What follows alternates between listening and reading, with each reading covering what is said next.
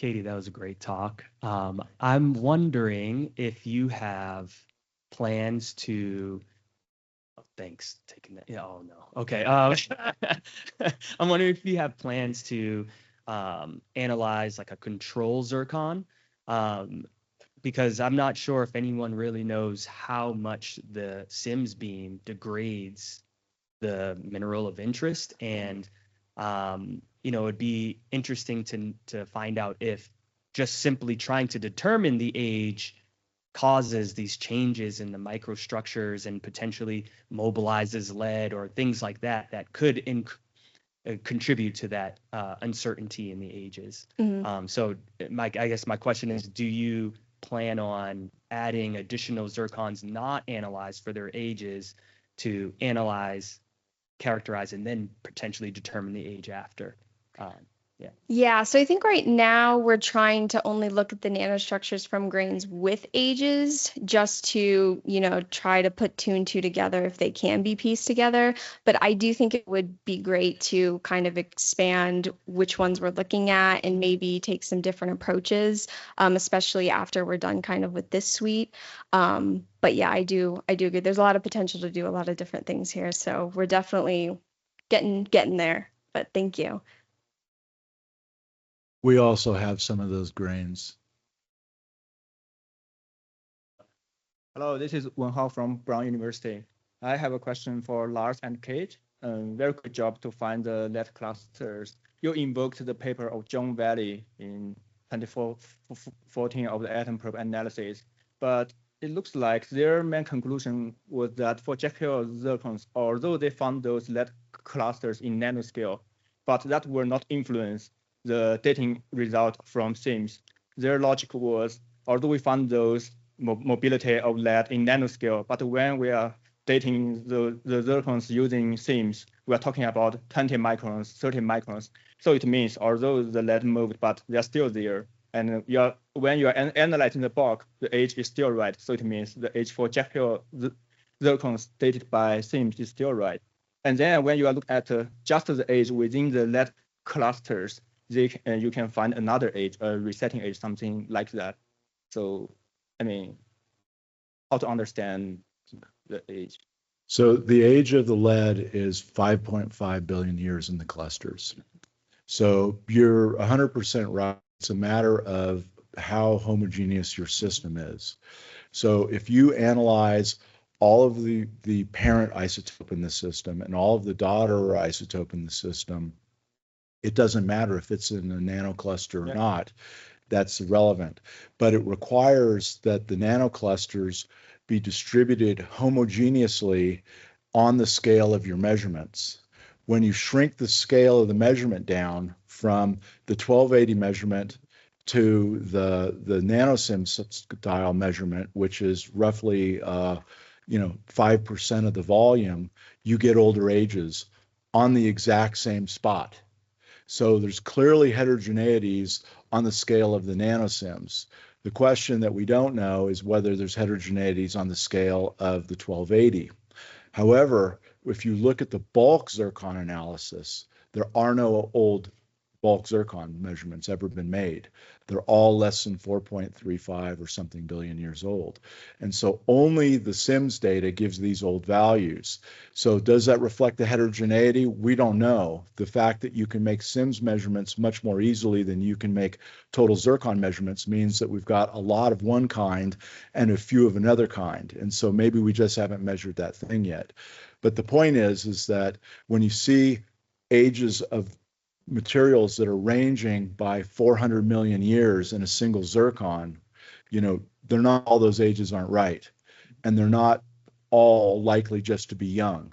So I think the cautionary tale that I would say is that the mantra of the oldest age wins is fundamentally wrong.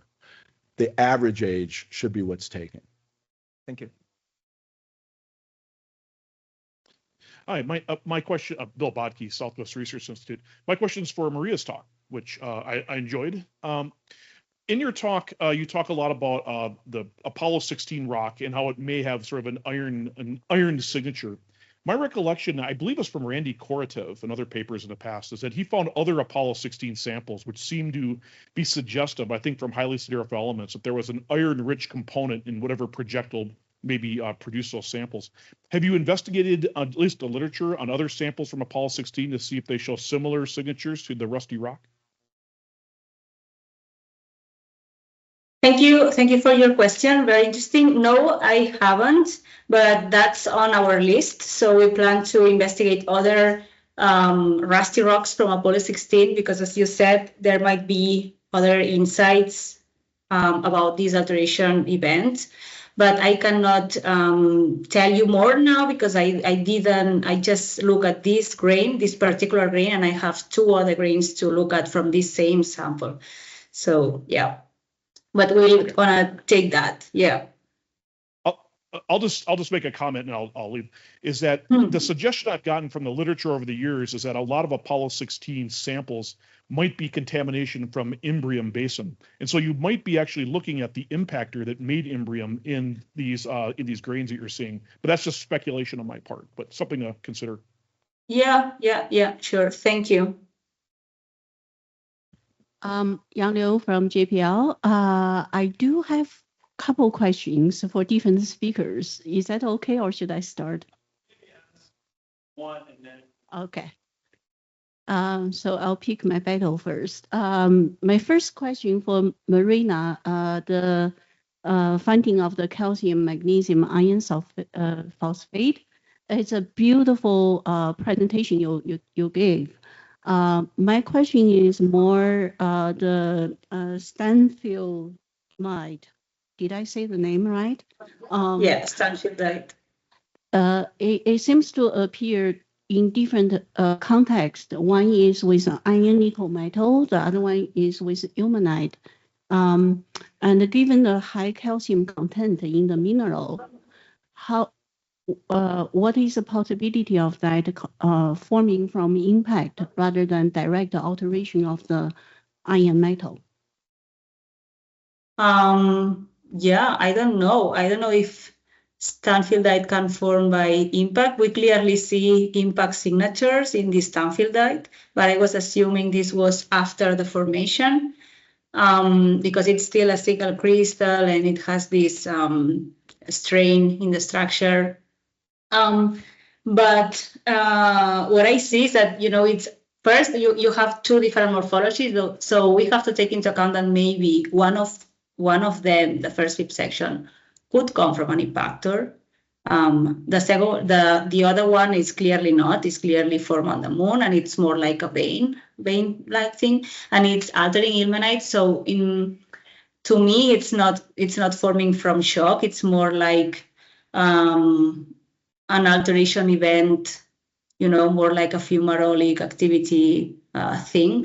But yeah, we can consider impact for sure. One of the fifth sections has these ironical blebs and also troilite blebs. That's obviously from shock. So maybe it is coming from shock too. So we are going to consider that. Thank you so much.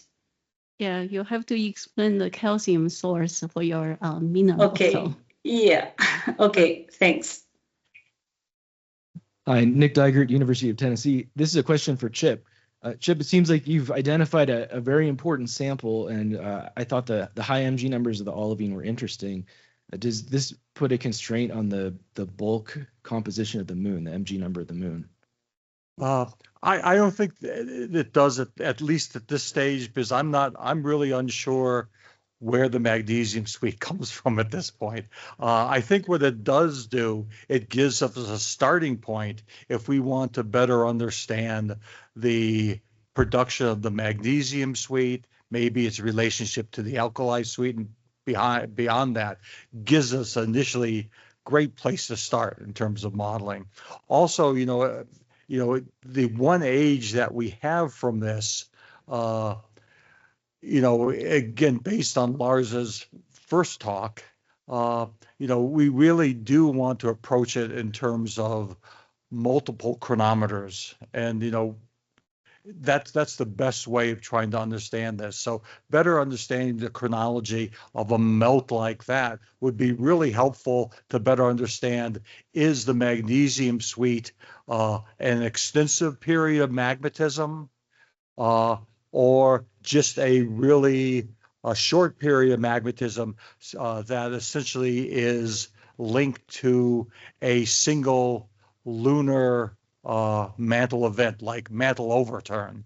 And I think once we get to that point, then we can start thinking about how this really ties together with the with how it relates to the bulk composition of the moon. Okay, thanks. Yeah, I look forward to those data. Yeah. Mike Lucas, Florida Space Institute. Question for Lars. For your first talk, you showed the strontium and rubidium-strontium isotope, and for Theia, said Theia equals angrites. And I want you to kind of expand on that a little bit and explain, is that simply a function of like, that's the best analog that we have for like a planetary embryo? And that's all. Yeah, so I was going through like 4 talks in 8 minutes. So there was a lot of details skipped in that. So what I meant was that Theia needs to be extremely reduced in volatile elements before the giant impact. And the reason for that is that if it has large amounts of rubidium in it, it'll be too radiogenic in order to form any component in the Earth-Moon system. So you have to choose something to represent the rubidium-strontium ratio of Theia. And so you look around and you say, what's the most, lowest value thing I can find? And I chose angrites, but it also could be Vesta or something like that. But the point is not that the elemental similarity is the same or the isotopic similarity is the same. Rather, it's simply the rubidium-strontium ratio. And so the rubidium-strontium ratio of Theia has to be analogous to what we see in places that, or samples like the angrites or the HED meteorites. Thanks. All right, we have one question online, and then we'll go to you, and then we'll cut off the question. But let's go to our online question. Hi, this is Jeff Gillis from Washington University, and the question is to Chip. Chip, how can we be sure that the MG suite rocks that you're looking at are plutonic and not a very large impact melt that was able to solidify at some depth? Granted, maybe that's still under the definition of plutonic, but... Well, again, it is under the definition of plutonic, and that's why I think this one sample is really pretty key to trying to reconstruct. And I showed those 3 potential models, and again, the third model to the far right was really an impact model where all the magnesium suite was a product of impact. But I think the origin and the data we have for this one sample does suggest, one, that we have a melt that could be parental to the magnesium suite, and 2, that parental melt is really derived from the lunar interior and not derived through impact. So that's a starting point that then now we can move forward and to then evaluate a lot of these other plutonic rocks that may be derived from this or may be derived from other processes. I have some laser shot data where the laser was really high and we melted the olivines, and it looks exactly like the textures you showed today. Okay. All right. Our last question. All right, they're quick. We're okay. Hopefully it's quick. For Chip, so is olivine in equilibrium with your ground mass for that sample you showed? So the matrix material, what is the MG number for the ground mass? Oh, the ground mass, the magnesium number for the olivine that was in the ground mass was on the order of, I think, 85, maybe a little bit more magnesium that. Okay, yeah, I'm wondering those large crystals, the 495 olivine crystals, are they in equilibrium with your ground mass? I'm sorry, say that again? Oh, I can ask you afterwards. I Okay. think I'm taking too much time. Okay. Second question for Caitlin, sorry. Also nice work. And you have such large zircons. Have you thought about using the larger beam to, okay, I can stop. I mean, I actually have something to say about what you were just talking about. So that's why I came up. I didn't know you were going to ask another question, but so anyway, that texture that you're showing is a quench texture, right? Yes. And anybody who does experimental petrology has seen that a gazillion times. And so the glass in there and the crystals are not in equilibrium with each other. Those little tiny crystals, those are all a result of dynamic crystallization in an instant. And so I don't know how you came about calculating the composition of that liquid, but it should be the average value. You know, it's sort of like well, the composition of the liquid I calculated was essentially there. I think there was additional cumulate olivine in there, so I utilized the matrix composition plus the olivine composite. But let's okay. we can but I do want to get a question for Katie. So if you could come, or can you ask your question for Katie?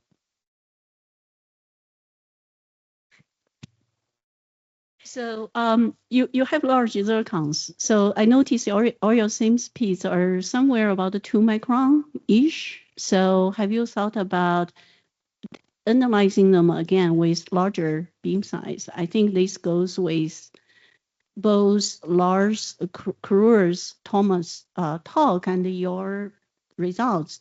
It would be nice to show how the age changes with your beam size. Another thing I recently dived into a little bit, the same zircon dating. We often notice the reversed concordance when you plot uranium and lead age.